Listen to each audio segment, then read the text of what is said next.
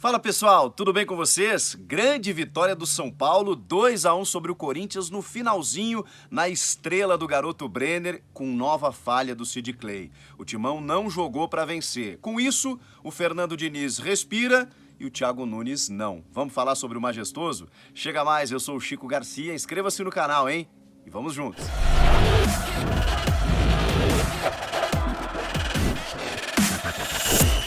Cenário diferente, tô de folga, mas não deixei de acompanhar esse clássico majestoso realizado no Morumbi na manhã desse domingo, 2-1 para o São Paulo, hein? Vitória muito importante para o Tricolor, porque faz com que o São Paulo cole na liderança que hoje é do Inter e chegue, né, à segunda colocação, 13 pontos ganhos e dá um alívio, uma respirada. O Fernando muito criticado, pressionado nos últimos tempos, e o São Paulo tem tido essa dificuldade, né, recente, de não conseguir vencer os seus arquirrivais. E a gente sabe como uma vitória num clássico, ela é importante, ela dá tranquilidade para o trabalho, e mais do que isso, o São Paulo mereceu a vitória, pela escalação, pelo que se propôs no jogo e pelo que o adversário produziu. O Corinthians não produziu para ganhar o jogo, até consegue equilibrar em determinado momento, chega ao empate através do Ramiro, mas muito pouco para o que se esperava do Corinthians. Primeiro a gente começa falando das escalações, os dois com novidades, né? O Diniz, que já tinha mantido uma mudança na sua defesa e que faz com que ele deixe de sofrer gols nos últimos jogos, sofreu esse do Ramiro no clássico de hoje,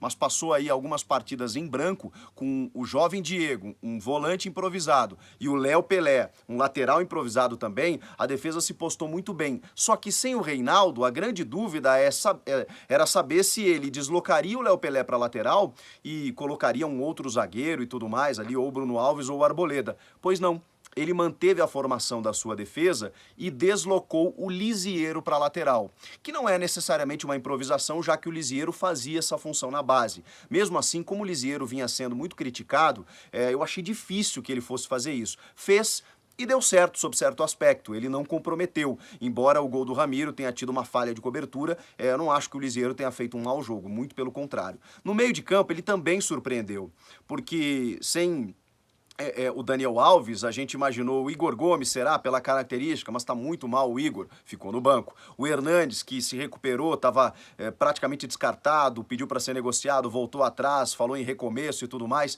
tem toda a experiência dele em conta, tem o fato de ter jogado muitos clássicos, tem a sua liderança e mais do que isso, ele começa como titular e como capitão e marca o primeiro gol. Vejam só como as mexidas do Diniz, elas foram determinantes para a vitória. Mais do que isso, Gabriel Sara e também o Vitor Bueno no banco de reservas, com o Luciano lá na frente, mesmo que ele tivesse reclamado de dores durante a semana, mantido na equipe ao lado do Pablo. Ou seja, uma formação diferente. E o São Paulo ficou mais com a bola. O primeiro tempo, então, o Corinthians mal tocou nela. Foi uma posse de bola que até a gente não verifica isso no número final, mas observando o jogo, né? O Corinthians não conseguia ficar com a bola. Os dois marcavam sob pressão, mas o São Paulo tinha muito mais efetividade para conseguir sair de trás do que o Corinthians. O Corinthians nessa recuada para o Cássio e tentar jogando vindo a defesa, muitas vezes pela pressão do São Paulo, tinha que fazer a ligação direta para o campo de ataque buscando o Jô. E o Jô, muito marcado pelo jovem Diego, não conseguiu jogar. Então funcionou muito mais a estratégia do São Paulo, que se propôs em ficar com a bola. E aí o gol vem de uma bola parada, mas também de um mérito pelo que o São Paulo vinha produzindo. 15 minutos de jogo, cedo ainda, o Hernanes cobra uma falta espetacular. Dá para dizer que o Cássio falhou porque a bola foi em cima dele, mas eu também prefiro valorizar o mérito do Hernandes, que consegue tirar da barreira e enganar o goleiro do corintiano, né, que é muito experiente, que poderia ter ido na bola e tudo mais, mas acho que ele não esperava a bola naquela velocidade, com aquela curva. Então, golaço do Hernanes, que é um cara que precisava desse gol, que a gente sabe do talento, sabe da importância dele para o São Paulo, muitas vezes descartado e tudo mais, e até me surpreendeu pela questão física. Jogo 11 da manhã, sol forte em São Paulo, e ele jogou até boa parte do segundo tempo. Bom, o Corinthians chega ao seu empate ainda na primeira etapa numa ótima enfiada do Cantillo, que foi logo depois da parada técnica e pela informação, né, o Thiago Nunes trabalhou muito bem essa jogada para tentar surpreender aquele lado esquerdo do corintiano e conseguiu. O Ramiro em condição legal, o gol foi até checado pelo VAR, ele chega na frente e consegue deslocar. O Volpi, ele errou o tempo da bola, né, porque ele parece que cai antes e a bola passa embaixo do braço dele. Quando ele tentar dar o tapa, a bola já passou. Ali o Corinthians empata e volta pro jogo. E o São Paulo meio que sente o gol sofrido, isso já no finalzinho do primeiro tempo. E aí o Corinthians se anima, mas também ainda muito pouco para esboçar algum tipo de reação, um Corinthians ameaçando o gol do São Paulo. Não, isso não aconteceu. Aí vem a segunda etapa e os dois times mexem muito, né? Na verdade, a crítica ela tem que ser feita ao Thiago nesse aspecto. Ele demora muito para mexer. O Arauz simplesmente desapareceu. O Ederson também não fez um bom jogo. O Cantillo se salvou por conta desse lançamento no gol do Ramiro. Mas não funcionou esse meio campo do Ederson com o Cantillo.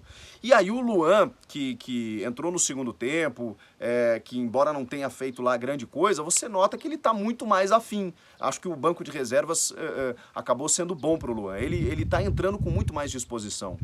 E não podia ter demorado tanto para entrar. Se o Arauz não estava dando a resposta, pô, mexe no primeiro tempo. Não foi o que aconteceu. Ele mexe logo no intervalo e aí o Corinthians equilibra um pouco mais a partida. Também pelo desgaste físico, né? Era visível que aquela pressão alta, tanto do São Paulo quanto do Corinthians, ela não ia se verificar na segunda etapa com o jogo ao meio-dia, né? Com o sol na cabeça dos caras. Então, a gente iria perceber uma queda de rendimento no jogo. Foi o que aconteceu. E aí o jogo ficou mais burocrático, o Corinthians conseguiu ficar um pouco mais com a bola, mas também com muita dificuldade na transição, muito por conta da marcação do São Paulo. E aí a gente tem que dar os méritos também para a defesa são paulina. E aí várias trocas, né? O Fernando Diniz também mexeu, colocou muita molecada, colocou o Igor Gomes, colocou o Brenner, colocou o Toró, e aí avançou o time, tentou ganhar o jogo. Não que o Corinthians não tenha tentado, mas as trocas não surtiram tanto efeito. Entrou o Otero, que começou a tentar arriscar alguma coisa na bola parada, teve uma cobrança de falta, 2 de escanteio, aquele escanteio fechado, tentando surpreender, mas a coisa não aconteceu. E a vitória, ela vem também com méritos do Diniz por apostar na molecada, né? Tem muito jogador acomodado no São Paulo em que o Diniz está deixando para escanteio, está deixando em segundo plano. E é o que tem que acontecer nesse momento, você tem que botar quem tá afim. E o Toró fez uma grande jogada pelo lado esquerdo e conseguiu fazer o cruzamento. E aí a defesa corintiana deu aquela colaborada, né? Porque os dois zagueiros, o Danilo Avelar e o Gil, eles ficam preocupados com o Pablo.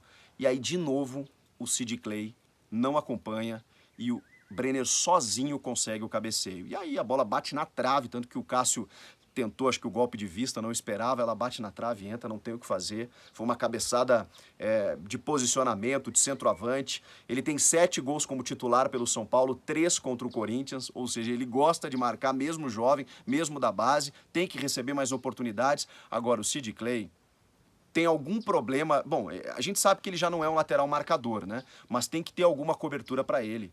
Na verdade, o ideal é que o Thiago desse mais oportunidades para o Piton, que é um jogador mais equilibrado nesse ataque e defesa.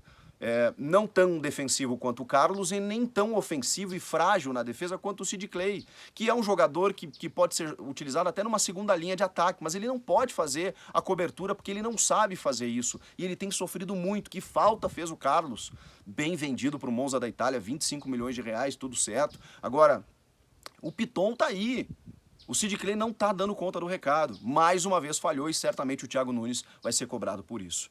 O Fernando Diniz respira, o São Paulo sobe na tabela e vai ter tempo para trabalhar. As mexidas dele, a gente precisa dizer, deram resultado. Talvez seja isso que falte ao Corinthians hoje. O Thiago vai ter que dar uma balançada nesse elenco ou os resultados vão continuar atrapalhando e prejudicando, inclusive, a continuidade dele no time. Comenta aqui embaixo o que você achou do jogo. Grande vitória do São Paulo, em 2-1. Eu volto numa próxima e no meu cenário lá. Abraço, até a próxima. Tchau.